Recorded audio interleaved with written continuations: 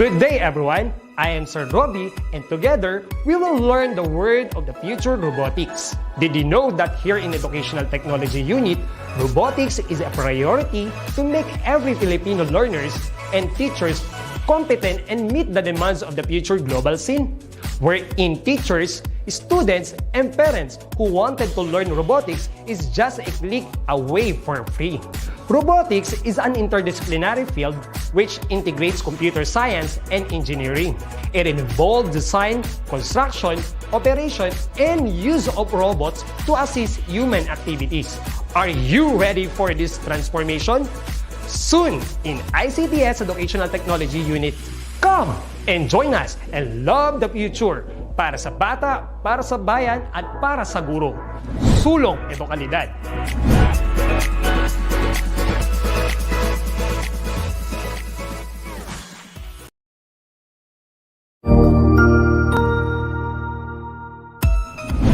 Mabuhay! Good day to all! I am your tutor Madge.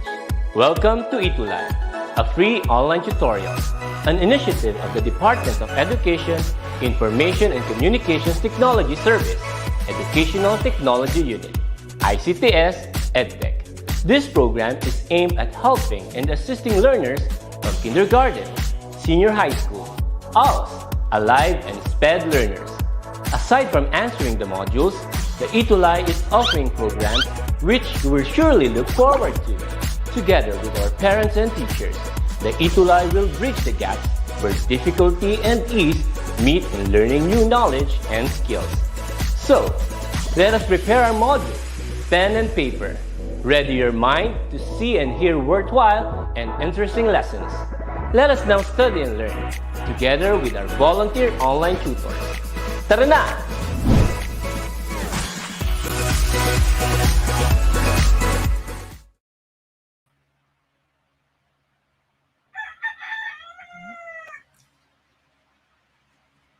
Big, hi, and powerful hello, DepEd Philippines! Welcome to another episode of ETUlay online tutorial for front office services for grade 9. So we are in the first quarter, week 3, and our lesson for today is receiving reservation request. So shoutout muna po tayo sa mga nanonood sa atin this afternoon. Good afternoon po, Cedric nga pala, also to Rose Ann Manalastas, Hart Dennis Asher, and Arnel Jeneline. Also, good afternoon to Elsa Carmona, watching from Barangay Ginbalaan National High School, Division of Silay City. So welcome once again to all our learners, parents, home learning facilitators, and everyone who wants to learn more about front office services. I am Tutor Teresa from Cavite province. Okay, so in this lesson, we have 3 objectives. These are the following. Number 1, determine and advise the availability of the reservation to the customer. Second is offer alternatives, including waitlist options if requested booking is not available. And third, respond to inquiries regarding rates and other product features according to established procedures. So our lesson is this afternoon is more on the handling reservations through phone calls. Opo. But before we proceed, let's have our pretest. So good afternoon to Ma'am Roslyn Asuncion Diego, from Villafugo Integrated School, Aurora Isabela, Roslyn Asuncion Diego, grade 9.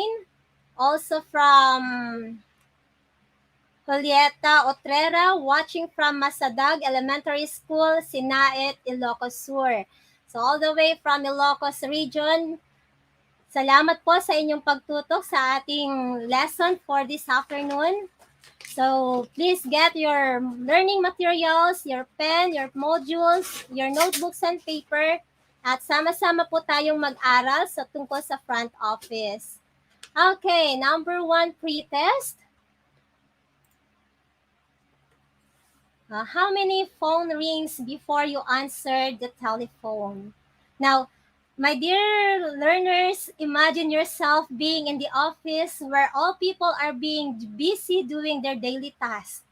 And then suddenly, the telephone near you rings and someone approach you to answer the call. What should you do? Ilang beses mo kayang patutunugin yung phone bago mo siya sasagutin? Is it A, 2, B, 3 times, 4, C, 4, or letter D, 5? Sabi ni Darwin John Rowa, it's A. How about the others? If you have your comments, please type them on this comment section. Your answers. Okay. Yes, according to our learners material, the answer is letter B, 3 times. Thank you, Susana Abendan. Also to Gemma Rose Shokson. Hi to Eleanor Santiago, Gillian Cabasag, Nikki Duran from Bacolod City. Yes, Rian May Manalo, Ashley Ramirez. I appreciate your answers, your responses. Okay po. So let's move on to the next question. What will you do if you respond to a call but you can't hear anything? Tatlong ring sinagot natin pero hindi natin sila naririnig. Is it letter A? Repeat your greetings 2 times, then tell that you can't hear anything. Letter B, repeat your greetings 3 times, then tell that you can't hear anything. Letter C, repeat your greetings 3 times, then apologize, explaining that you can't hear anything. Or letter D, repeat your greetings 2 times, then apologize, explaining that you can't hear anything.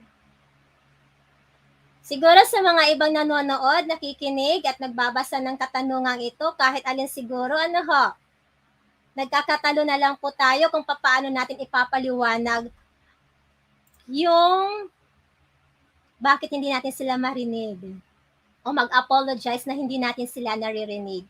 Sabi ni Susana Abendan, it's letter C. The correct answer is letter B.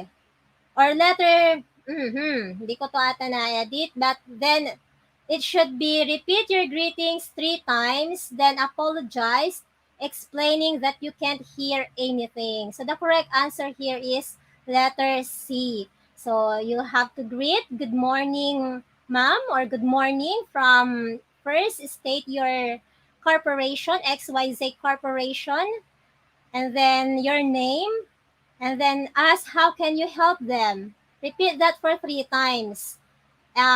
Kung hindi mo pa rin sila marinig, walang sumasagot on the other line, explain or apologize and explain na hindi mo sila marinig, and you may suggest to call on the other line after they drop the call.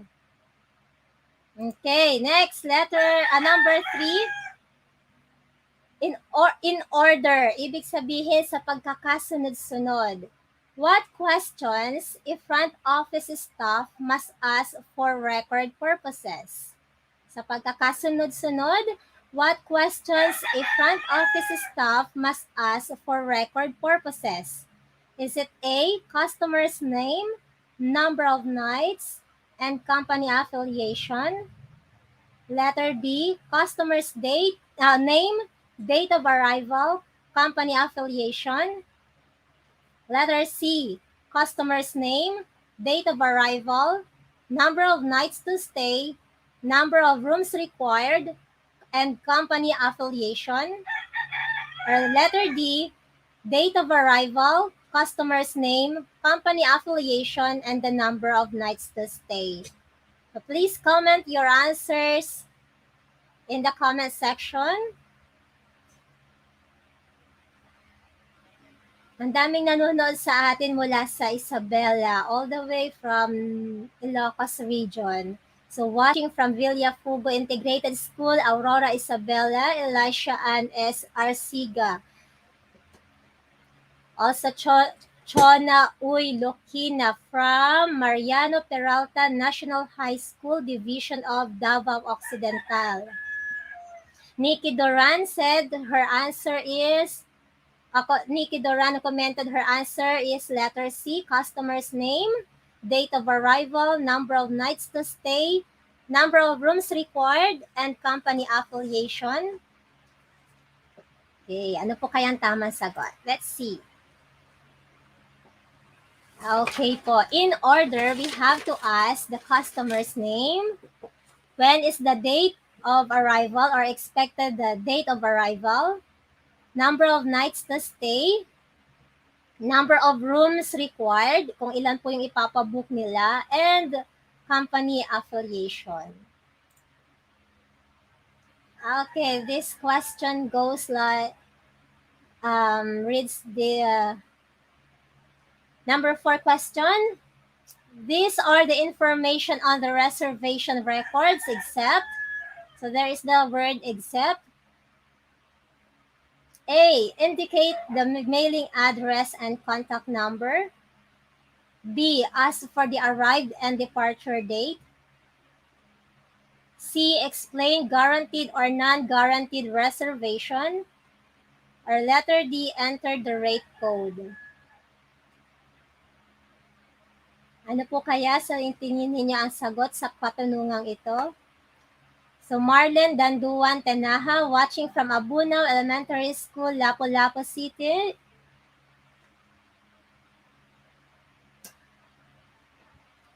Sabi ni Blazel Balindaan, it's letter D.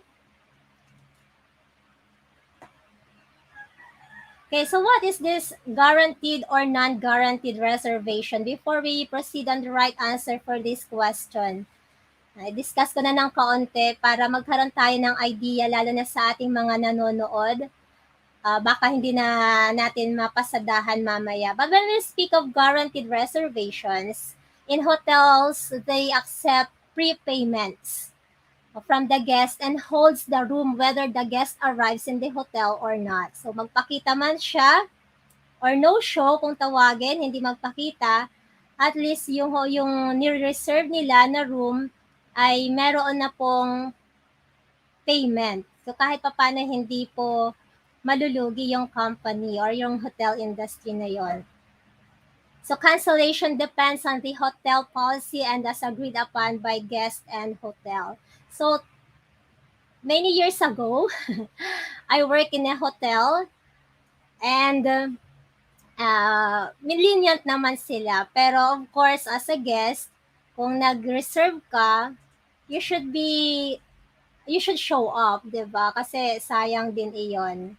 For non-guaranteed reservation, the hotel holds the room until a specified time. Like for example, 1 o'clock is the standard check-in time kung tawagin. There is what we call the check-in time, standard check-in time, and standard check-out time. So, depende sa policy. Sa pinagtrabahuan ko, it's 1 o'clock ang standard check-in time. And the hotel has an option to sell the room to another guest after the release. This is to ensure that opportunities are given to other guests who may want to book in the hotel. So halimbawa, hindi ka nag-show up, wala kang notice na darating ka, and then it's already nighttime, pwede nilang i-book yung nai-reserve mo sa ibang guest na nangangailangan din ng accommodation.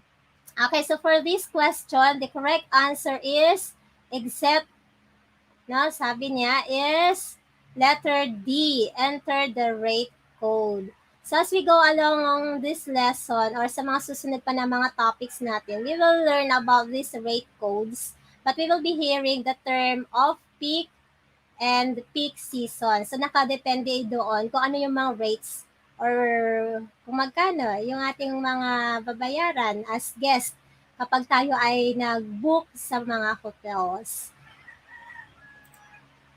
And pretest number 5, the following questions must be asked by the front office staff except, is it A, may I have your name?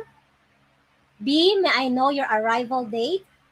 C, how much money do you have?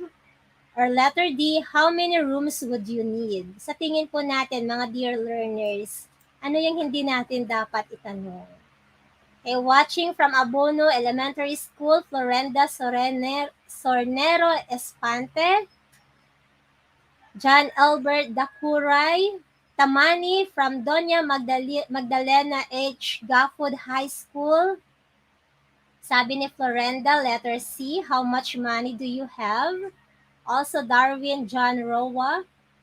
So watching and listening from Etiquette West District, Doña Magdalena H. Gafford High School, Angel K. Bolando from 9 Scorpio. May shout out sa section na ito. Thank you for your um, participation in this ETUlay session. So the correct answer is, okay, letter C. How much money do you have? There is a subtle way or yung hindi obvious na pagtatanong, lalo na kapag may mga guests na nararamdaman natin na they cannot afford what we are offering them, diba? So as we go on this lesson, and as you proceed on front office services for grade 9, maraming mga ways we will learn a lot of skills in handling customer services. Okay, so our first topic is hotel reservation through phone. So lahat naman po tayo naka-experience na may kausap sa, kung hindi man telephone, ay sa cellular phone. Now, what are the tips in handling hotel reservation through phone calls? Number one is we have to remember to answer all calls in a clear, upbeat tone and within 3 rings. Huwag nating patatagalin, huwag naman sobrang aga natin sagutin. Basta marinig natin yung 3 rings. And we should be lively. Our voice should project a friendly tone, pero lively siya and clear. Next, make sure you answer each call in the correct manner according to where each call originates. Kapag nasa front office tayo, meron tayong mga, hindi lang siya basta-basta mga cellular phones or telephones. Magre-register doon yung caller ID. So, merong mga codes ang bawat bansa. Like, for example, in the Philippines, yung code natin ay +63. So, we know it's from the Philippines, dito lang sa Pilipinas. Pero kapag other than that, it's an international call, or minsan unregistered number ang nakalagay. So, dapat, kailangan nating sumagot ng naayon sa kung saan galing yung call. And preferably in the hotel industry, most of the time, front office staffs speak in English. So, yung lesson natin kanina in contact center services is very much applicable also in the front office. So, tutok lang po tayo mga dear learners and anyone who wants to learn more about front office. Another tip is, if you respond to a call but you can't hear anything at all, repeat your greetings 3 times and then apologize, explaining that you can't hear anything. And ask the mystery caller to try calling back on a different line before hanging up. Huwag nating basta-basta ibababa yung phone. We should be patient enough na ulitin yung ating greetings. Usually may mga spiel, like for example, ako na lang. Wala tayong caller ngayon. I hope we have Teacher T here or Tutor T po as our caller sa mga susunod nating episode. No, and if you want na maging mga callers rin po, guest sa ating episode sa front office, private message niyo ako. Ayun, para may participation tayo from the learners. So, for example, ako yung sasagot ng phone. I am a front office staff. Okay, I will respond like this. Good afternoon, calling good afternoon, calling from XYZ Corporation. I am Teresa. How may I help you? Pag hindi nyo pa rin siya naririnig na nagsasalita, you pause, you count 1, 2, 3, and then repeat the greetings. Pag hindi pa rin nagsasalita, okay, baka gusto ng iba, gusto ng hi, good afternoon, from XYZ Corporation, I am Teresa, how may I help you? Ganon, ulitin niyo po siya. Pag wala po kayo yung maririnig o naririnig on the other line, you'll apologize that you can't hear anything. I'm sorry, I regret to inform you I can't hear you from the other line. And then tell them na ihahang mo siya or bibitawan mo yung call and then itry ulit nila na tumawag. Okay, sana naging malinaw po yung portion na ito. Ang importante, polite po tayo, may respeto, may paggalang sa pagsagot sa mga callers natin. Okay, next is, as a security measure, remember to never give out a guest room number to an outside caller or caller calling on a house phone. Put callers through and leave it up to the guests themselves to inform callers of their room numbers. So, may mga times na yung ating mga naka-in-house guest, yung mga naka-book or naka-check-in na, may mga sinasabihan sila na family members that they are staying in our hotels or kung saan tayo assigned as a front office staff, and they knew our number. Lahat naman ngayon masasearch sa internet. Tatawag sila. So aside from the guest, outside the hotel, tatanungin yung ating mga guests na kung anong room number sila, o kaya kung hihingiin yung contact number, let's say sasabihin hindi raw matawagan. But for security measure and for privacy, pag po tayo magbibigay ng mga private information, especially itong mga phone numbers na ito ng mga guests natin and their room numbers, tell them na i-verify po natin kung meron tayong mga naka-in-house na guest. And Tutor Teresa, yes po. excuse po. Naka-off po ang inyong camera. Makikiremedy po. Thank you po. Thank you po. Apa.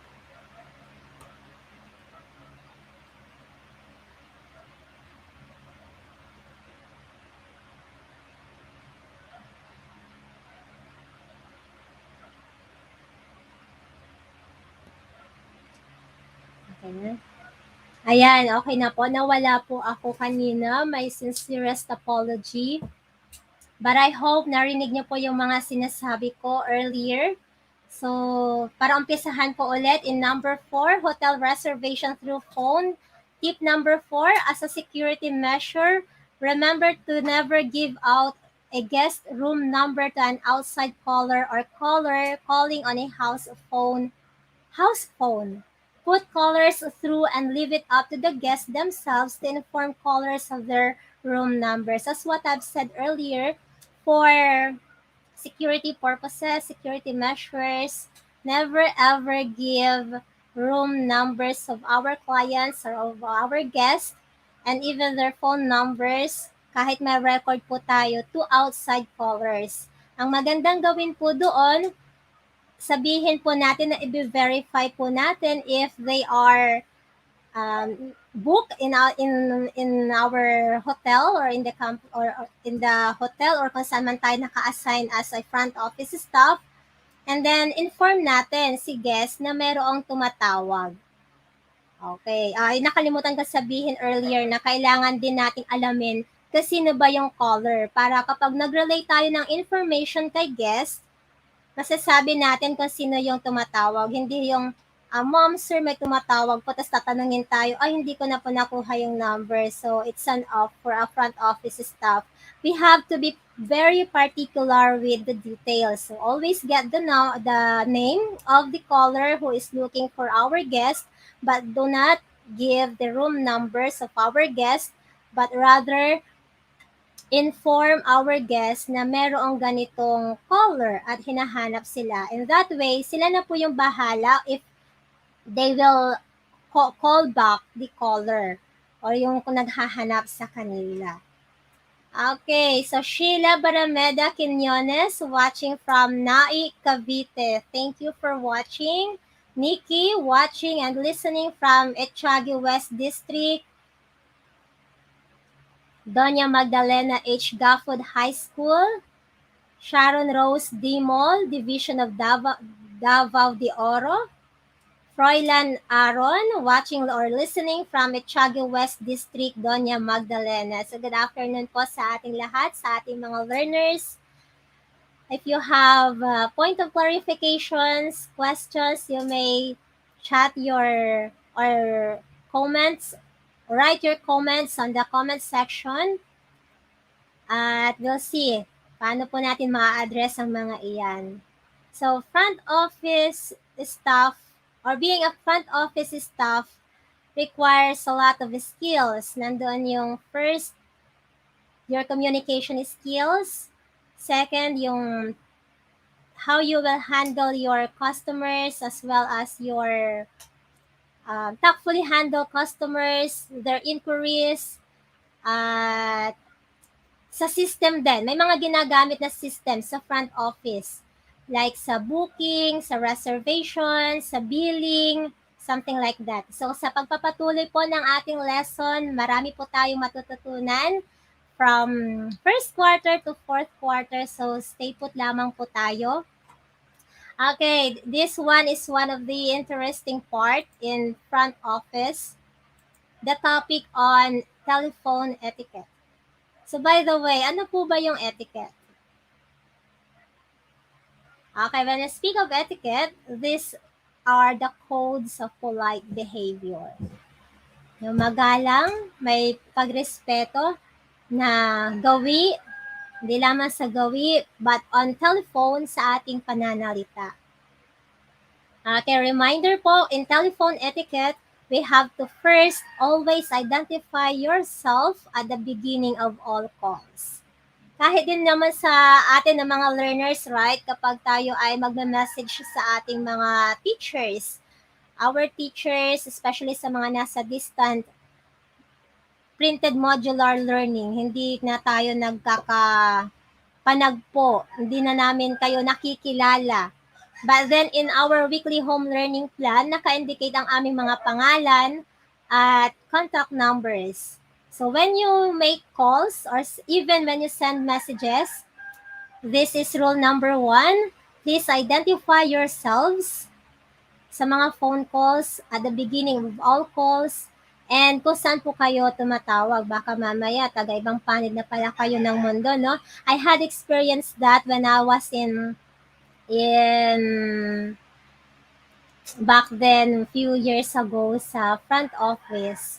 So as I receive calls, ako rin, nagpapakilala rin ako kung sino yung sumasagot. As a front office staff, ipakilala nyo po yung sarili ninyo.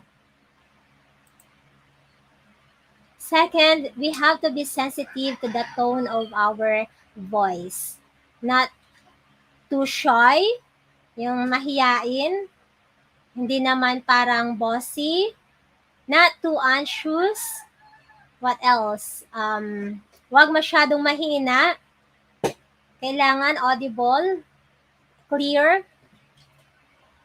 Another is we have to think through exactly what you plan to say and discuss before you place a call. Anong ibig kayang sabihin nito? Anyone from our viewers, our listeners? Okay, so as front office staff, expected na natin kung ano yung mga usual inquiries sa atin. And as what I've said earlier, sa front office, hindi lang siya ordinary telephone or Android phone or cell phone ang nandyan. Nagre-register din kasi yung caller ID. Kung saan galing, kung saan bansa galing man yon o kaya baka within the hotel lang mismo and it's from the kitchen department or from the banquet or from the housekeeping, depende, no? But at least, before you pick up the call, may idea ka na kung ano siguro yung itatanong o baka kung sino yung hahanapin, things like that. So, marami tayong i-memorize as a front office staff. As a front office staff, we are the face of the hotel. Later on, malalaman natin po iyan. Pero sa pakikipag-usap pa lamang sa atin ng ating mga clients, mararamdaman na nila there is already an impression left on them, impressed on them ng kung anong establishment yung meron tayo at kung ano po yung mai-offer natin. Can we, what you call this, attend to their demands and needs? As a front office staff, tayo po ay tayo yung mukha para po magpatuloy sila in doing business with us. Another tip is do not allow interruptions to occur during conversations. Sometimes tatawagin na tayo ng ating mga kasama. Diba? Sometimes may mga magtatanong na guest while we are in the line or may kausap tayo and then here comes the guest. Things like that. So, kailangan may mga hand signals tayo para po alam din nila if kailangan na may kausap pa tayo at hindi tayo pwedeng ma-interrupt. That is to show respect also sa ating kausap. Okay, another is, especially when leaving messages, speak clearly and slowly. Okay po. So that is self-explanatory. Next is, always speak into the telephone receiver with an even and low tone of voice. But not that low, ha? Baka mamaya hindi na tayo marinig o hindi na tayo maintindihan. We have to consider what we call regional accent. So from Luzon to Mindanao, though we are English speakers, ma-identify pa rin tayo as non-English speakers. So kailangan nandoon yung clear, yung ating boses na kahit na yun. Okay? Next is, yan, as what I've said earlier, do not allow yourself to be distracted by other activities. Okay, so another topic in this session is establishing availability. So what if, nasagot mo na yung call, nakapagpakilala ka, you know the proper telephone etiquette. Ngayon, nandun na tayo sa transactions. Nagtatanong na sila kung meron pong available na room, what type of room, and so forth. So here are the steps to be undertaken by the front office in ensuring the availability of hotel properties. Okay. So pasadahan na lang po natin to due to time constraint. You have it in your learning module or learning materials, front office services for grade 9 learning module. Pages, okay, alam nyo na po iyan. Check for the availability. Ano po yung mga yon? Available ba yung room na iyon na gusto niyang i-book or type of room na gusto niyang i-book on that day? Ilang nights mag-stay? Ilan yung mga adults, if ever, kailangan natin yan. Ilan yung mga children. Number of rooms, yan po. We should know also how to respond to multiple scenarios like the following. What if the caller has no company affiliation but a returning guest? Like for example, he is a tourist. And then last year, na-distinguish, naalala mo, parang nag-offer na siya, nag-book na siya.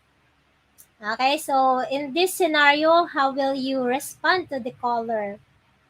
If the package is no longer available, okay, wala yung hinahanap niya, lalo na kapag mga off-peak season, and then ang meron kayo ay pang peak season na mga prices and amenities, how will you offer the existing package?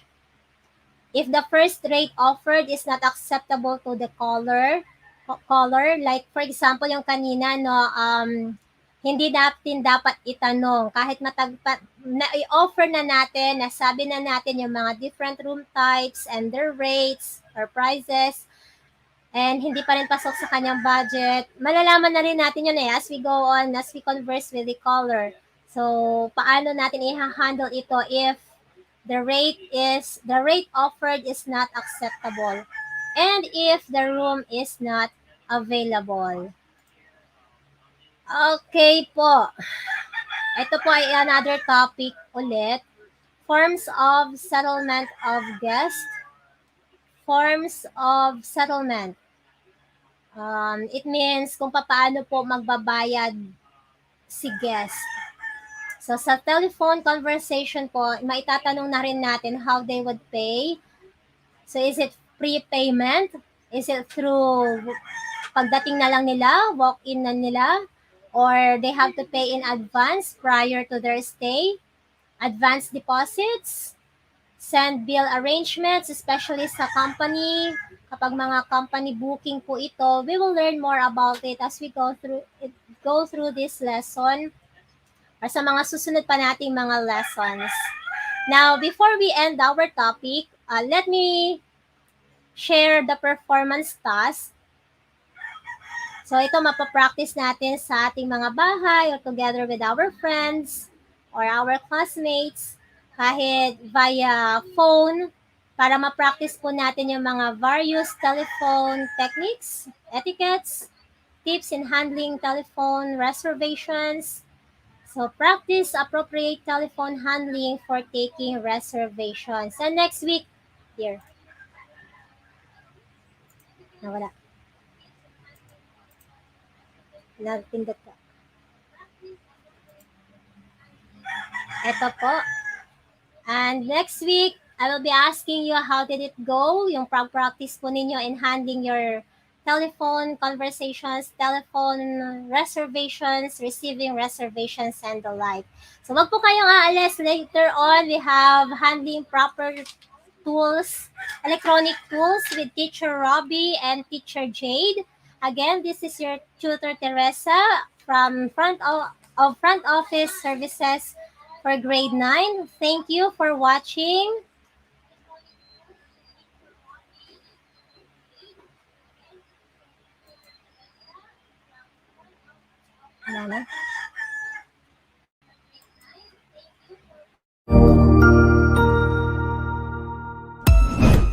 Ang husay naman! Natapos mo ang iyong tutorial session kasama ang iyong mahusay na ETUlay tutor. May bago ka bang natutuhan? I-share na yan gamit ang hashtag #ETUlayLevelUp. Huwag aalis ha dahil may susunod pang programa na pwede mo ring panoorin at salihan dahil naghihintay na ang iyong mga tutors. Happy learning dito sa ETUlay!